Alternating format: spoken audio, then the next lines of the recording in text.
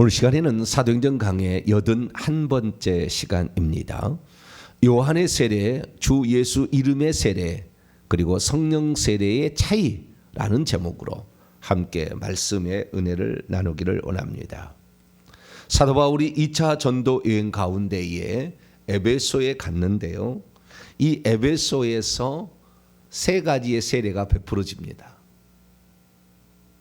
그러니까 이 사도 바울이 직접 한 것은 요한의 세례는 아니었습니다. 아마 아볼로가 그렇게 주었으리라고 확실하게 추정이 됩니다.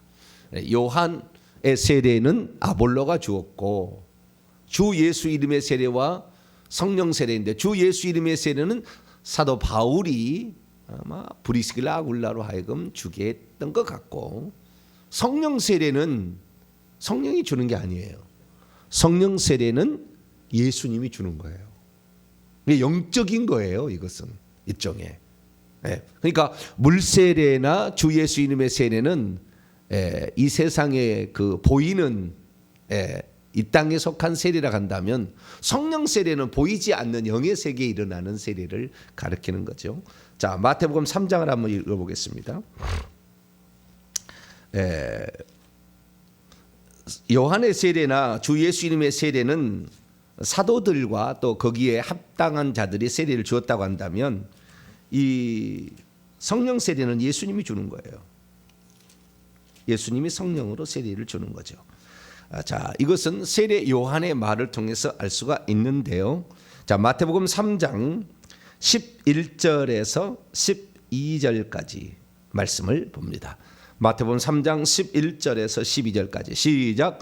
내가 너희로 회개하게 하기 위하여 물로 세례를 베풀거니와 내 뒤에 오시는 이는 나보다 능력이 많으시니 나는 그의 신을 들기도 감당하지 못하겠노라. 그는 성령과 불로 너희에게 세례를 베푸실 것이요 손에 키를 들고 자기의 타작마당을 정하게 하사 알곡은 모아 곳간에 들이고 쭉정이는 꺼지지 않는 불에 태우시리라. 아멘. 여기 보니까 요한은 물로 세례를 베풀었다. 그런데 내 뒤에 오시는 예수 그리스도께서는 성령과 불로 세례를 주실 것이다. 성령과 불을 같이 보기도 하고 따로 보기도 합니다.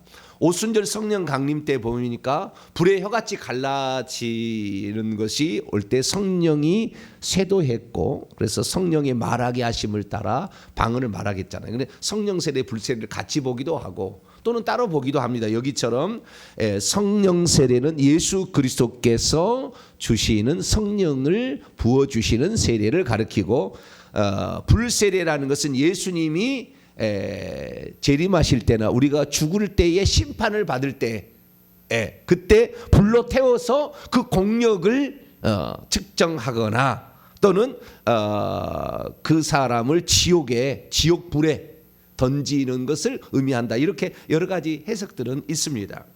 그런데 중요한 건 뭐냐면 성령 세례는 예수님이 주신다라는 거죠.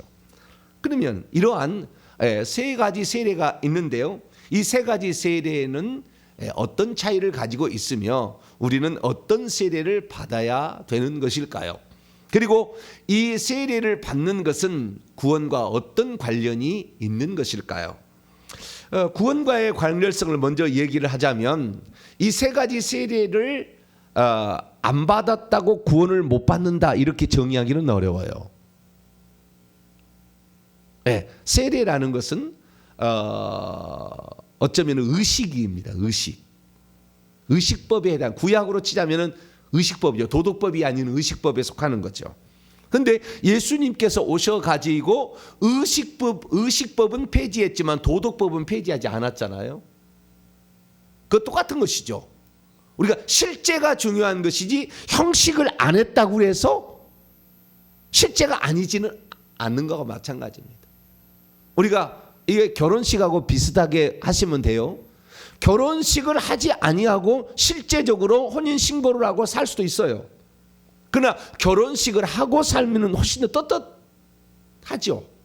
왜냐하면 만방에 나는 이제 이 사람하고 부부입니다. 둘이 뽀뽀하더라고 뭐라고 하지 마세요. 불륜 아닙니다. 이런 거 뭐 잘못된 거 아닙니다. 이렇게 이제 얘기를 하지 않습니까? 그렇기 때문에 세례를 받는다는 것은 내가 확실하게 이런 자다라는 것을 공포하는 효과가 있죠. 주 예수 그리스도의 이름으로 세례를 줄 때 세례를 은밀하게 몰래 주지 않아요.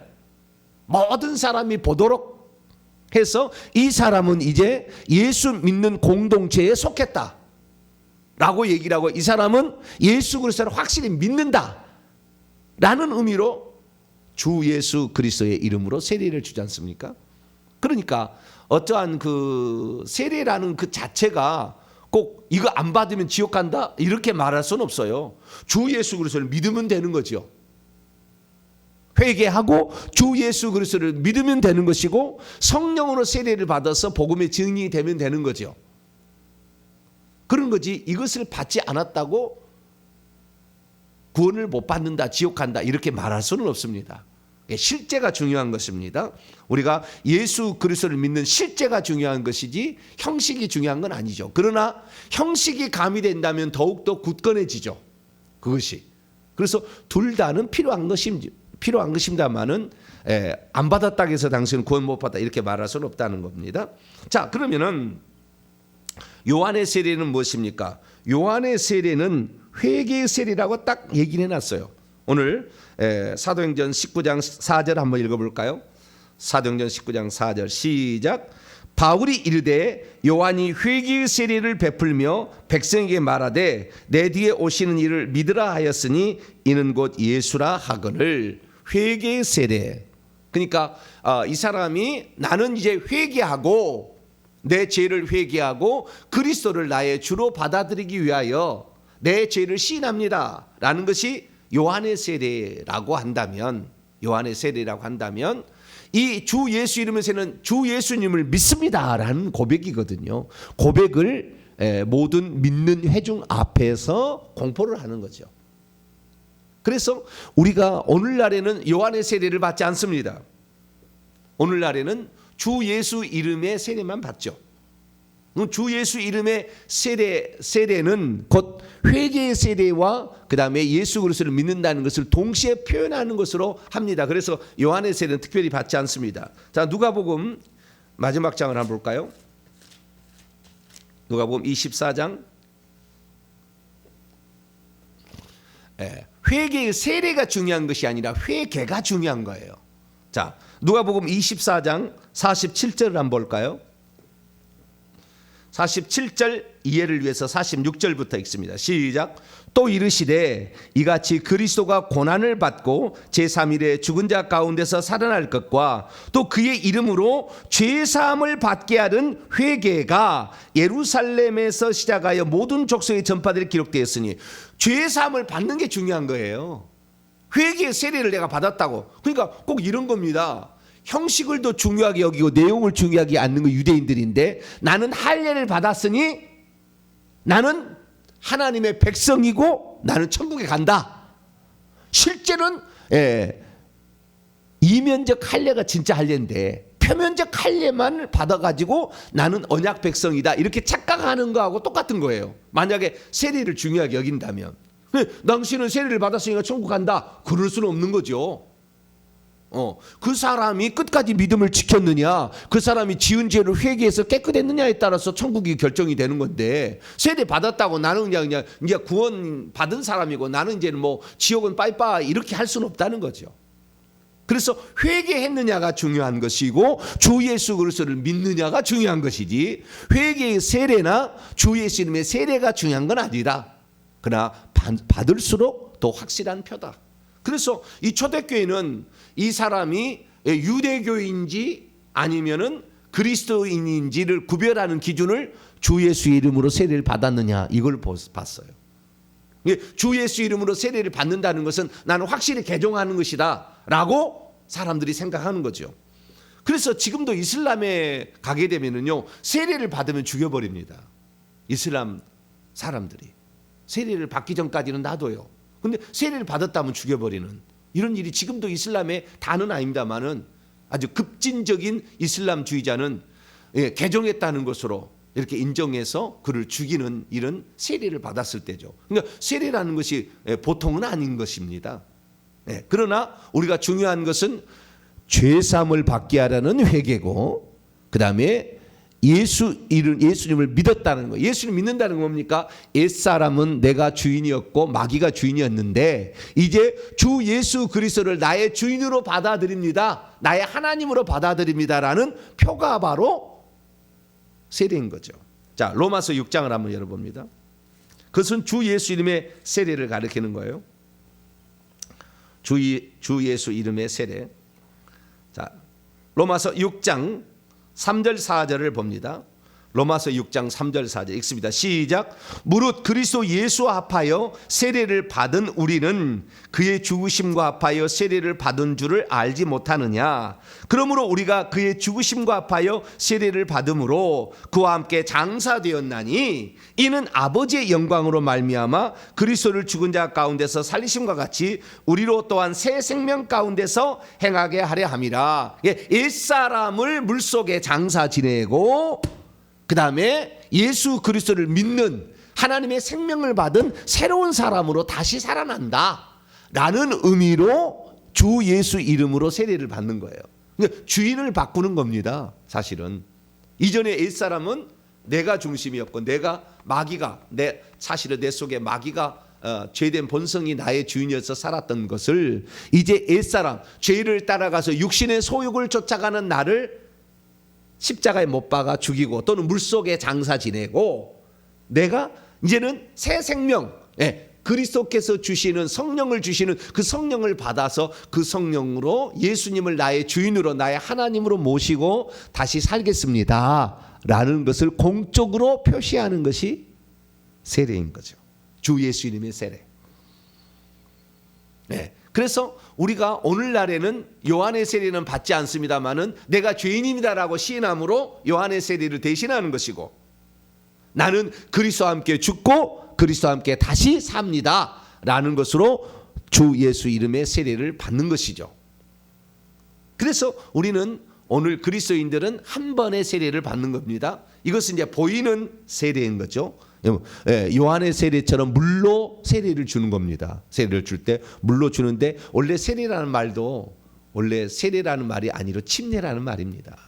침례. 그러니까 밥티조에서 물속에다가 집어넣어서 장사 지내고 다시 살아나고, 어떤 데는 그래가지고요 세례를 줄 때 관에다 간다지 않습니까?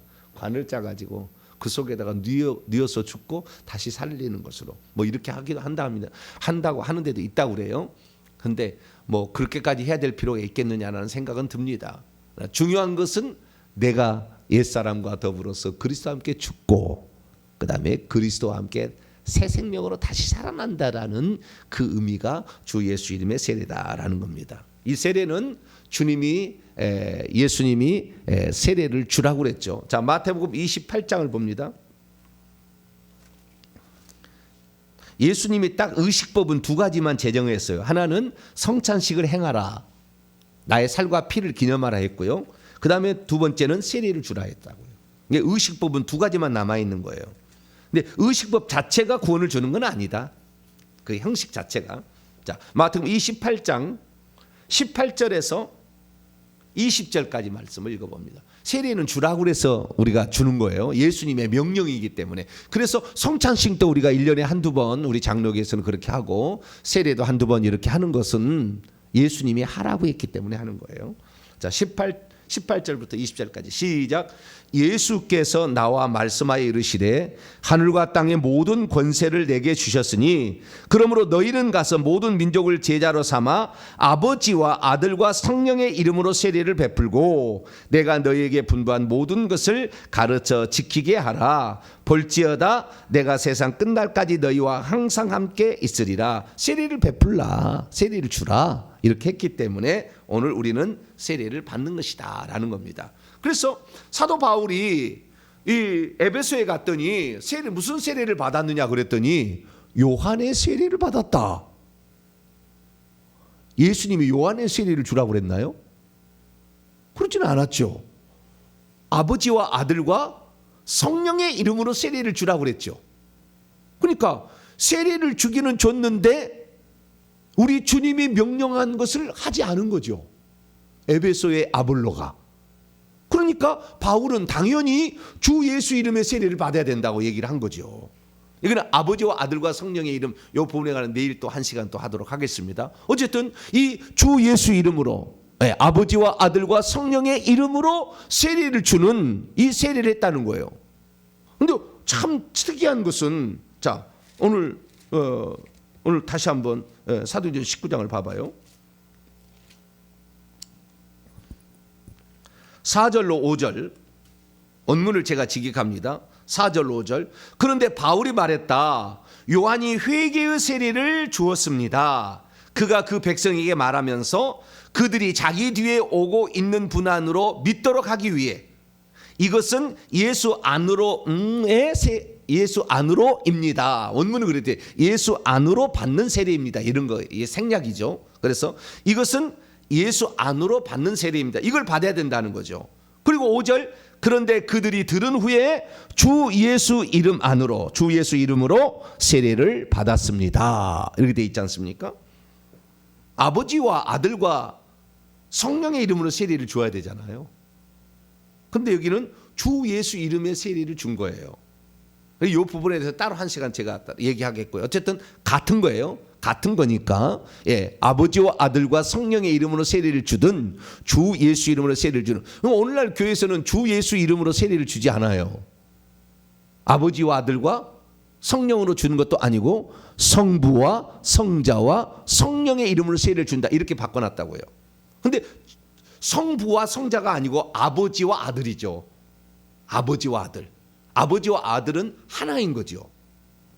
그러니까 성부와 성자이면 둘이라는 생각이 들어가는데 아버지와 아들은 하나예요. 나와 아버지는 하나이다. 요한복음 10장 3절에 그렇게 얘기하지 않습니까? 그래, 성부와 성자라고 얘기하는 거하고 아버지와 아들이 얘기하는 것은 상당히 뉘앙스가 차이가 있는 거예요. 의미는 같은 것이겠지만, 그래서 성경대로 하려면은 아버지와 아들과 성령 이름으로 세례를 줘야 되는 건데, 사도들은 한 번도 그렇게 준 적이 없어요. 그 이유는 무엇이냐? 그건 내일 시간에 다시 한번 설명을 하도록 하고요. 자, 어쨌든 요한의 세례라는 것은 자신이 죄인이라는 것을 시인하는 게 중요한 것이고, 나는 죄인입니다. 그래서 주 예수 그리스도 이외에는 구원을 받을 수가 없습니다. 라는 것을 공적으로 고백하기 위하여 주 예수의 이름으로 세례를 주었다라는 거죠. 그래서 이 요한의 세례를 받았던 12명의 에베소 성도들은 주 예수 이름으로 침례를 받게 된 것입니다. 그런데 주 예수 이름으로 침례를 받는 것으로 끝난 게 아니었어요. 6절 말씀을 봅니다. 자, 사도행전 19장 6절 읽습니다. 시작. 바울이 그들에게 안수하매 성령이 그들에게 임하심으로 방언도 하고 예언도 하였다. 여기 보니까 사도 바울이 안수를 해서 성령이 그들 위에, 원문에 보니까 성령이 그들 위에 내려오셨다. 이것이 뭐냐? 이것이 성령 세례인 거죠. 성령 세례. 성령 세례는 뭐냐? 성령 세례라는 개념을 장로교 쪽에서 얘기하는 거하고요, 그 다음에 순복음 쪽에서 얘기하는 게 좀 차이가 납니다. 교리적으로 차이가 나요. 어떻게 차이가 나냐면, 장로교 쪽에서는 예수만 믿으면 성령 세례를 받았다, 이렇게 얘기하는 것이고, 순복음 쪽에서는 예수 믿는 것과 성령 세례는 다른 거다, 이렇게 얘기하는 거예요. 그것은 각도의 차이입니다. 각도의 차이. 그러면 그게 둘 다 틀렸느냐, 또 둘 다 맞았느냐? 둘 다 성경적 근거는 있어요. 자, 장로교 쪽에서 말하는 예수를 믿었으면 성령 세례를 받은 거다라는 근거는, 자, 고린도전서 12장을 열어봅니다.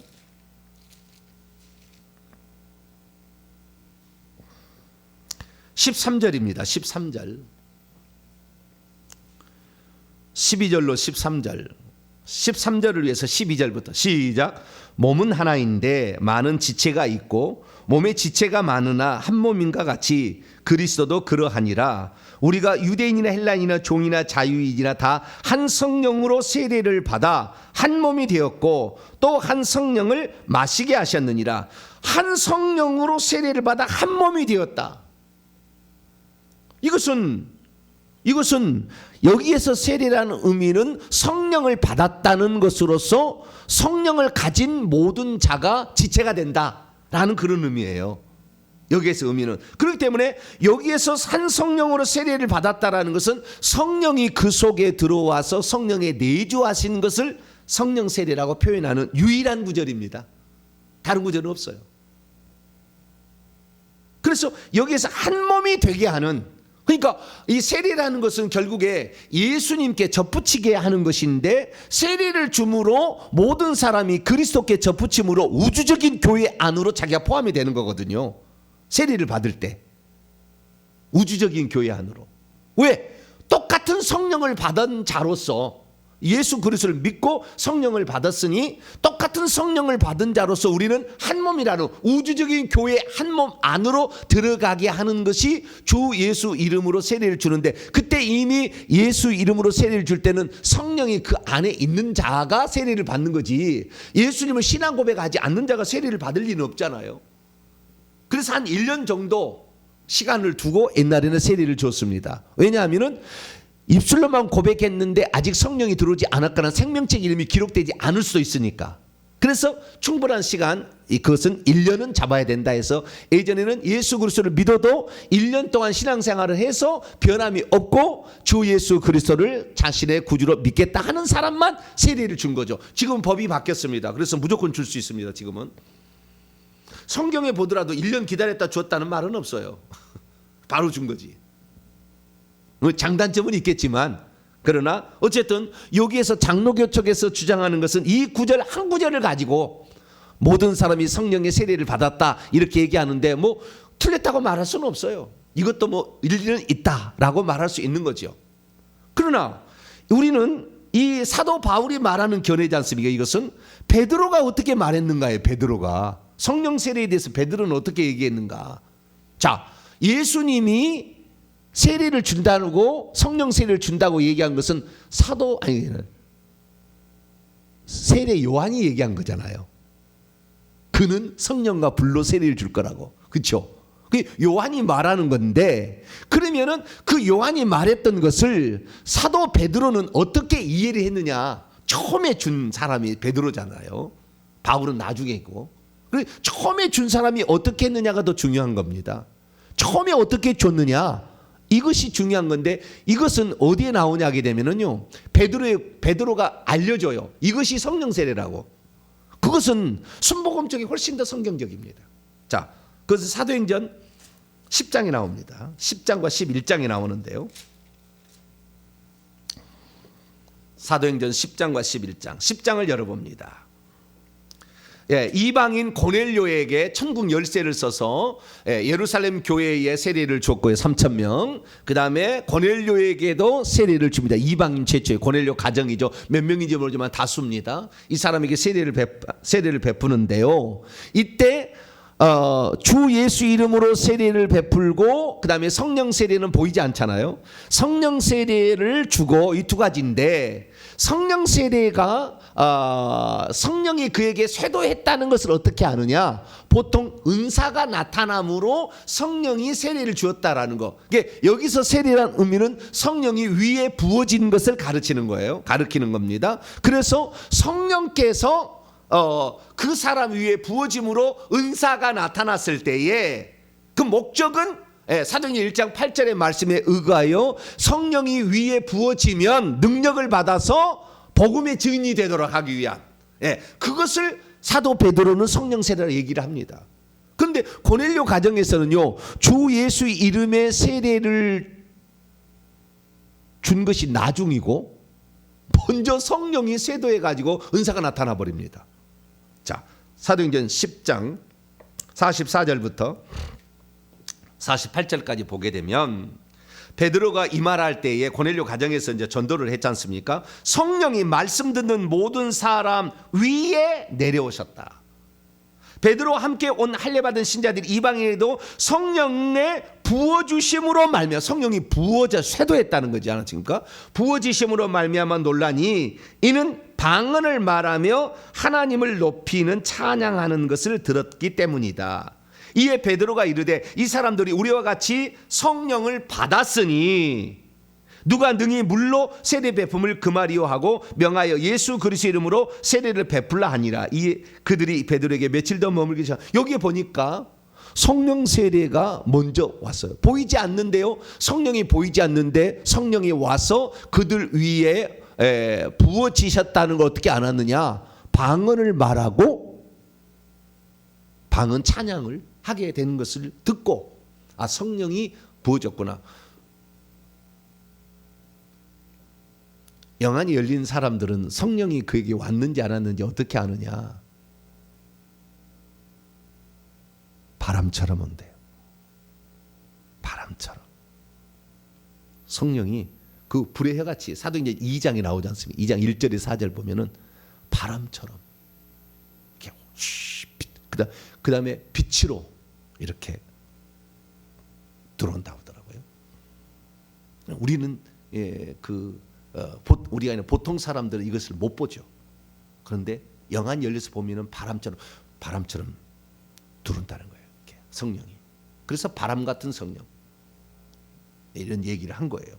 근데 이것이 먼저 일어났어요.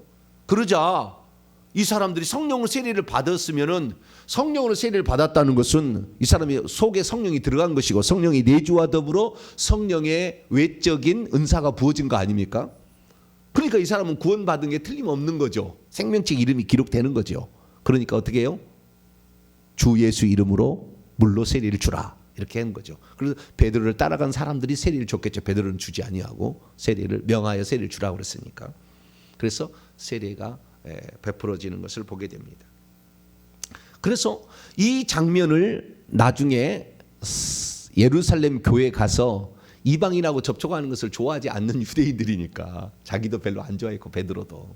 근데 예루살렘 교회에 가서 보고를 합니다. 이제는 이방인도 한 몸이 되어서 천국 갈 수 있는 사람들이 생겨났습니다. 생명 얻는 회개가 이제 일어났습니다. 보고를 할 때 뭐라고 하냐면 이것을 성령 세례라고 세례 요한이 말하는 불과 성령으로 세례를 준다는 말이 이루어진 것입니다라고 얘기를 하므로 성령이 위에 부어져서 성령의 은사가 나타나는 것을 성령 세례라고 베드로는 정의를 했다라고 하는 거예요. 그게 11장에 나와요. 자, 사도행전 11장 15절부터 예루살렘 교회에 가서 고넬료 가정에 있었던 사실을 보고할 때 이렇게 하는 겁니다. 15절 사도행전 11장 15절 내가 말을 시작할 때 성령이 그들 위에 내려오시기를 처음에 우리에게 하신 것 같이 한 이게 사도행전 2장에 성령 오순절 성령 강림에 120명의 위에 성령이 오셨던 그 사건 불의 혀같이 갈라지면 각 사람 위에 머물러 있었잖아요. 그것이 우리 위에 여기 원문에 보면은 처음 우리 위에처럼 역시 그들에게도 있었다. 내가 주의 말씀에 요한은 물로 세례를 베풀었으나 너희는 성령으로 세례를 받으리라. 이건 예수님도 이렇게 얘기를 하신 것 같아요. 그래서 성령 안에서 세례를 받으리라 하신 것이 생각나노라. 그런즉 하나님이 우리가 주 예수 그리스도를 믿을 때 주신 것과 같은 선물들 방언과 방언 찬양이었죠. 선물들을 그들에게도 주셨으니 내가 누구에게 하나님을 능히 맡겠느냐 하더라. 그들이 이 말을 듣고 잠잠하여 하나님께 영광을 돌려 이르되 그러면 하나님께서 이방인에게도 생명 얻는 회개 이제 천국 갈 수 있게 됐다라는 거지 않습니까? 회개를 주셨도다 아니라. 그러니까 세례 요한이 말했던 주 예수님이 성령으로 세례를 베푼다는 말이 생각났다. 그리고 그때 하나님의 선물이 부어졌다 얘기를 하지 않습니까? 사도 베드로의 성령 세례라는 것은 성령이 그의 위에 세도함으로 말미암아 성령의 선물 은사들이 나타났을 때에 성령 세례를 받은 것이다 라고 정의를 했다는 거예요. 처음에 그렇게 얘기합니다. 자, 사도행전 2장 38절 처음에 예루살렘 교회에 그러면 우리가 어찌할꼬 했을 때에 그때 베드로의 설교를 듣고 자신이 예수님을 죽였던 것들에 대해서 회개하고 있는 그들을 향하여 베드로가 뭐라고 얘기했느냐? 2장 38절입니다. 시작. 베드로가 이르되 너희가 회개하여 각각 예수 그리스도의 이름으로 세례를 받고 죄 사함을 받으라. 그리하면 성령의 선물을 받으리니 주 예수 이름으로 세례를 받고 그 다음에 후에 성령으로 세례가 은사가 주어짐으로 복음 전파하는 담대한 증인들이 되어진다라고 얘기를 했다 그죠. 그래서 우리는 베드로가 말했던 성령 세례를 우선적으로 적용할 필요가 있어요. 그래서 성령 세례를 받았다라고 얘기했을 때는 내적으로 성령이 들어옴으로 한몸됨의 세례도 있지만, 그러나 보편적으로 봤을 때는 성령의 은사가 이렇게 오게 되었을 때에 그건 당연히 믿는 자들에게 오지, 믿지 않는 자들에게 성령 세례는 부어지지 않습니다. 은사가 당연히 우리 속에 성령이 오신 다음에 그 다음에 성령이 위에 부어지심으로 성령 세례를 받게 되는 것이다. 근데 이 성령 세례는 임파테이션으로도 가능해요. 다시 말해서 안수를 했을 때, 이것이 사도행전 8장에 베드로와 요한이 가서 사마리아 성도에게 안수했더니 하나님의 선물을 받았다고 나와요. 거기에 똑같이 사도행전 8장에. 그 다음에 사도행전 19장에 바울이 또한 안수를 했는데 12명에게 방언도 하고 예언도 하는 은사가 나타났다, 이렇게 얘기를 하고 있죠. 그래서 이 성령 받은 자가, 그리고 성령 세례를 이미 받은 자가 성령의 임파테이션을 할 수가 있어요. 그 권위 있는 자가. 그렇게 해서 그 사람이 이렇게 하는 거예요. 저도 이렇게 방언 못한 사람 안수하면 방언이 팍 터져요. 바로 터지더라고요. 이렇게. 그런 일을 저는 경험을 했기 때문에 그 사모하는 사람에게 기도시키고요, 손 딱 얹으면 바로 방언이 탁 터지는 거예요. 그래서 그 성령 세례, 그렇게 함으로 담대한 복음의 증인이 되는 겁니다. 그래서 우리가 이 목적이 다 다른 거죠.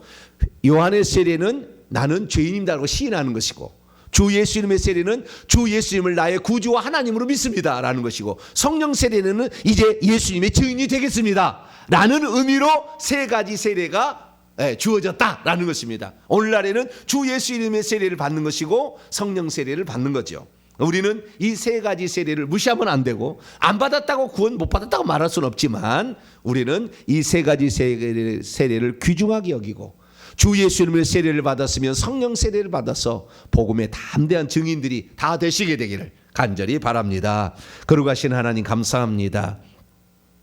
오늘은 요한의 세례, 주 예수님의 세례, 성령 세례에 대해서 공부했습니다. 주여, 우리는 주 예수님의 세례를 받아서 내가 죄인임을 시인하고 옛사람을 죽이고 새 사람으로 살게 도와 주시옵고, 성령 세례를 받아서 은사를 받아서 복음의 담대한 증인들이 되게 하여 주옵소서. 우리 주 예수 그리스도의 이름으로 기도하옵나이다. 아멘.